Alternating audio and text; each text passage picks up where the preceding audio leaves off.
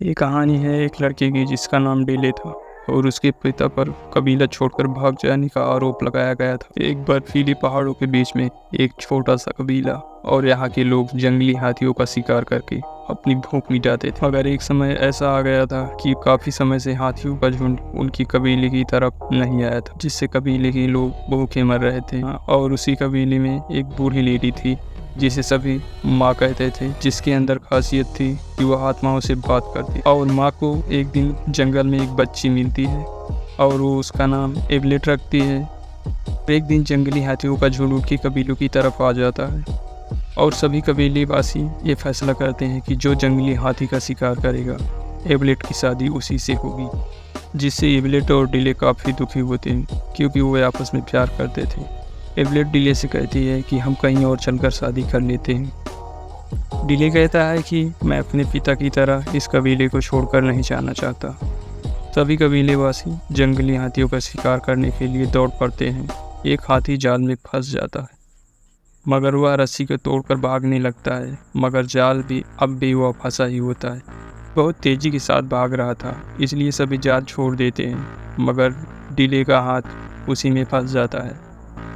जब एक पहाड़ी पर जाकर हाथी रुकता है तो वह डिले के ऊपर हमला कर देता है और जब डिले उसकी तरफ एक भाला फेंकता है तो उससे कोई उसे फर्क नहीं पड़ता। और अब हाथी डिले की तरफ तेजी से आ रहा था, जिससे डिले अपना भाला छोड़कर वहां से भागता है, मगर अचानक हाथी भाले पर गिर जाता है और वह मर जाता है। तभी वहां पर कबीलेवासी आ जाते हैं, जिसे समझते हैं कि डिले ने ही हाथी को मारा है, इसलिए एवलेट से शादी कर दी जाती है और डिले को एक सफ़ेद रॉड दिया जाता है। मगर डिले वह रॉड वापस कर देता है क्योंकि वह कहीं न कहीं अंदर से ही परेशान था, क्योंकि उसने हाथी को नहीं मारा था। और वह सफ़ेद रॉड को वापस कर देता है, जिससे एवलेट भी उससे दूर हो जाती है। रात उनके कबीले पर कुछ लोग घोड़े पर सवार होकर आते हैं और कुछ कबीले वासियों को पकड़ कर लेकर चले जाते हैं, जिसमें एवलेट भी शामिल थी।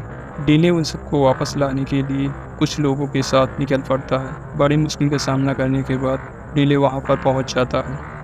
कई जगहों से लोगों को पकड़ कर ले जाया जा रहा था और उन्हें गुलामों की तरह काम करवाया जाता था और वहां पर पिरामिड बनाने का काम चल रहा था। वो सभी देवता के आदेश पर पिरामिड बना रहे थे, जो कि हमेशा एक नकाब के अंदर रहता था। देवता हमेशा एक भविष्यवाणी से डरता था कि एक आदमी आएगा और उसके शरीर पर आकाशीय निशान होगा और वह उसे मार देगा। देवता अपने आदमी से कहता है कि जो आदमी पहाड़ों से आया है वह इस औरत को लेकर जा सकता है, मगर वह उन लोगों को यहीं रहने देने नहीं चाहता था। मगर डिले बाकी लोगों को छोड़कर नहीं जाना चाहता था। वह अपना श्वेत रॉड देवता की तरफ फेंकता है और देवता मर जाता है। डिले कहता है कि देखो ये कोई देवता नहीं है, हम सब की तरह इंसान है।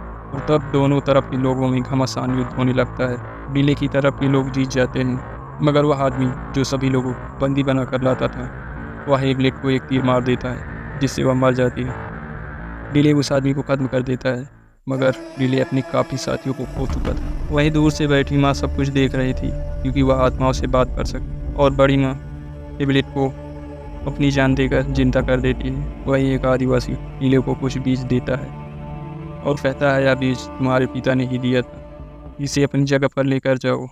कबीलेवासी उस बीजों को उगाते हैं और अब सब बहुत खुश थे, क्योंकि उन्हें अब भूखा नहीं मरना पड़ेगा। और कहानी यहीं पर समाप्त हो जाती है।